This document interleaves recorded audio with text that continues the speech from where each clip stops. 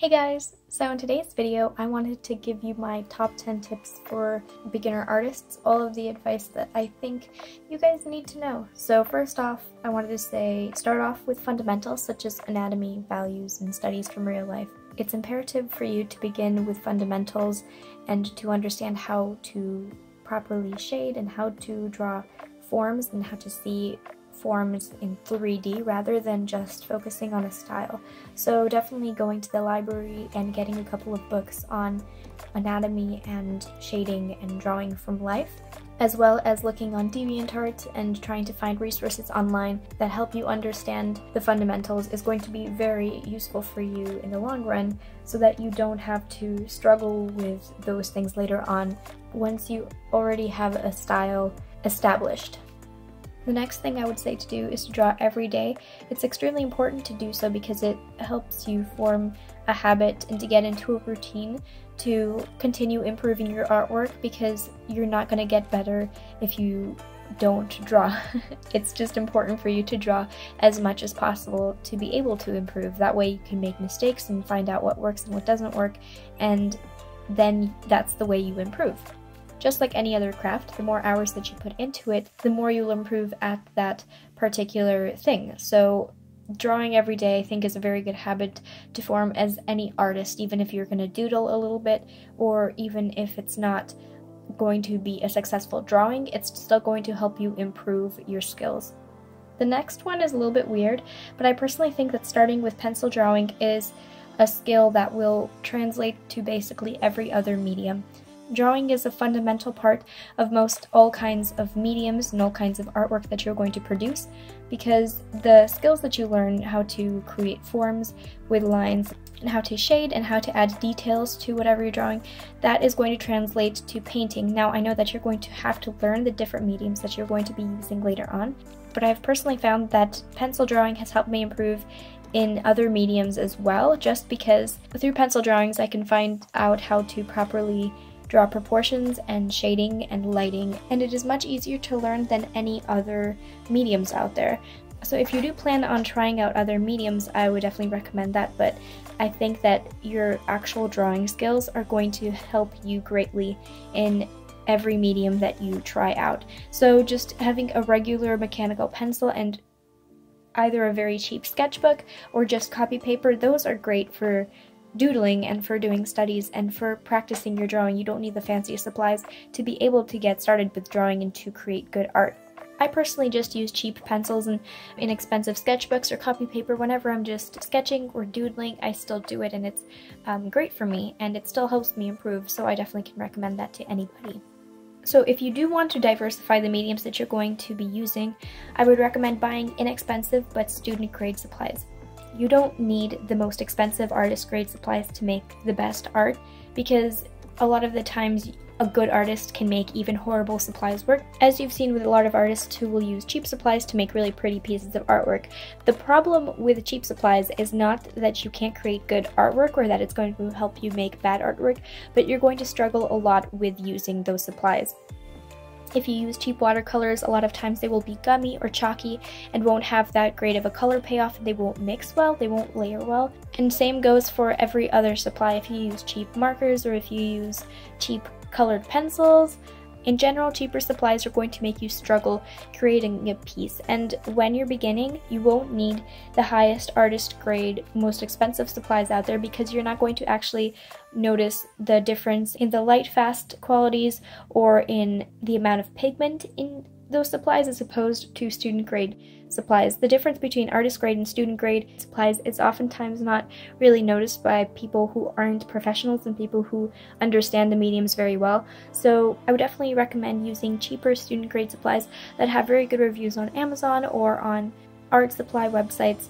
And even if those supplies might be a little bit more expensive for you, try to wait for sales or for coupons for those. Michael's will always have a 40% coupon for a single item, and a lot of times different companies like Jerry's Artarama or Blake Art Supplies, they're going to have sales for different holidays, or even if you buy over a certain amount of money, they're going to give you a certain percentage off. So I definitely recommend trying to look for coupons if a certain supply is too expensive for you, but at the same time, don't focus on buying the most expensive supplies out there.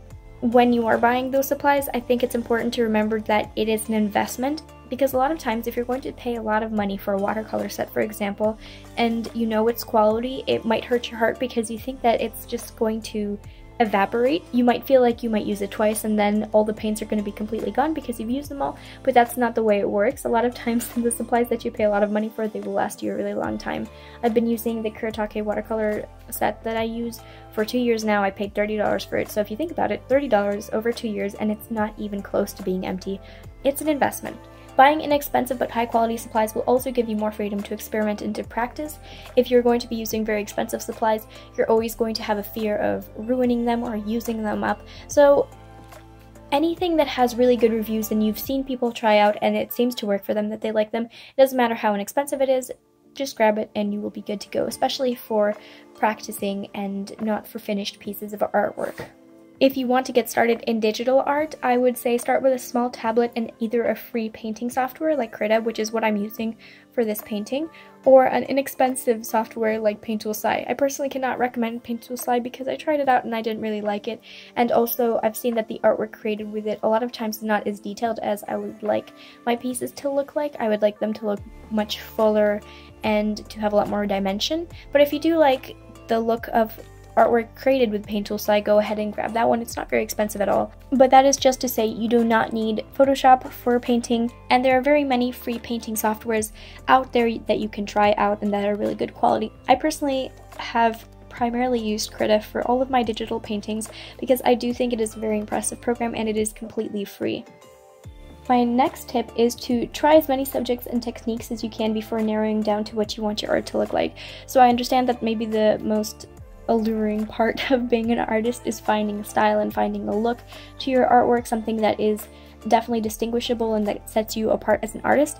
But what I did when I started out, and I think it was a really good thing, was I tried out drawing as many things as I could and as many mediums, and I also tried out colors and different styles, not specifically to find a style, but I just experimented with different techniques, and I think that really helped me narrow down what I enjoyed doing and what felt comfortable for me. Don't try to squish your art into a specific style, because if your style is unique and you think it doesn't match another style that you really like, that's a good thing. It's good to be unique. It's good to have your own look and for your art to stand out as your own rather than molding into a specific style that somebody else has.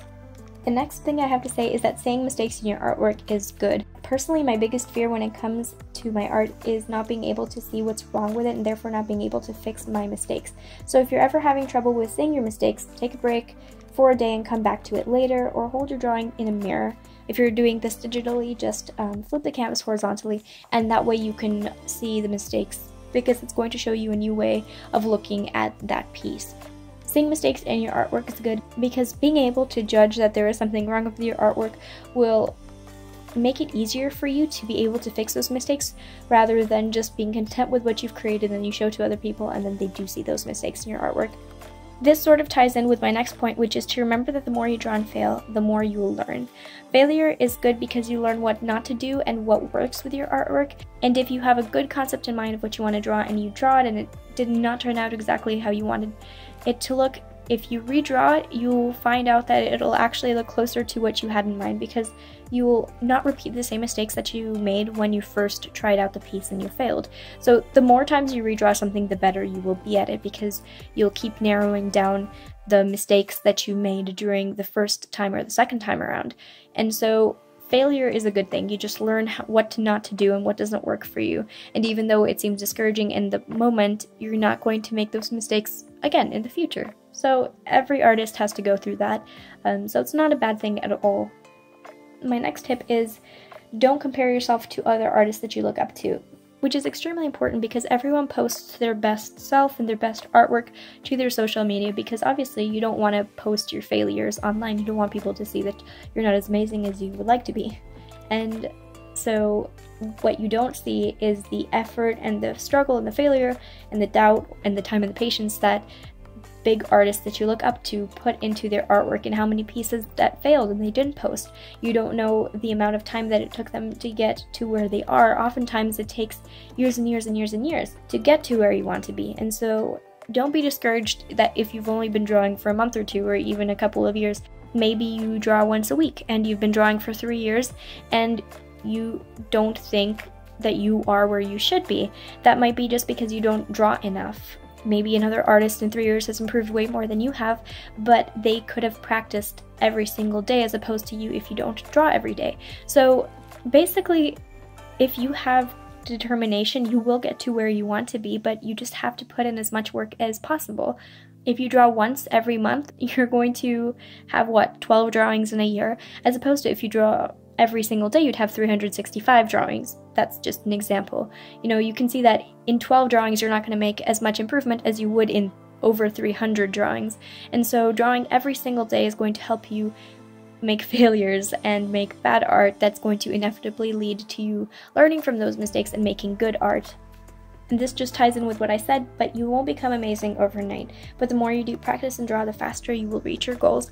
So hang in there, and even if you think that your artwork is not good and that you should drop it, don't, because every good artist has felt that way once or many times before as well. And I personally am not where I want to be with my artwork, and I still see a lot of mistakes in it, and I would like to improve. And I do have artists that I look up to myself, but I just know that they have worked way longer than I have to get to where they are, and that I will eventually get to whatever level I want to be at if I keep working. So it's not exactly discouraging when you realize it's just a process and a journey that everybody has to go through, and everybody, the artists that are amazing that you look up to, they have gone through exactly what you have gone through, and they have made really ugly and bad art as well to be able to get to the point that they are at. Those are my tips. That's the stuff that kind of helped me improve and helped me have a good state of mind for my artwork.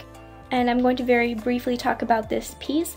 I painted the original in 2011, I believe, and this was painted in 2018, so 7 years of difference.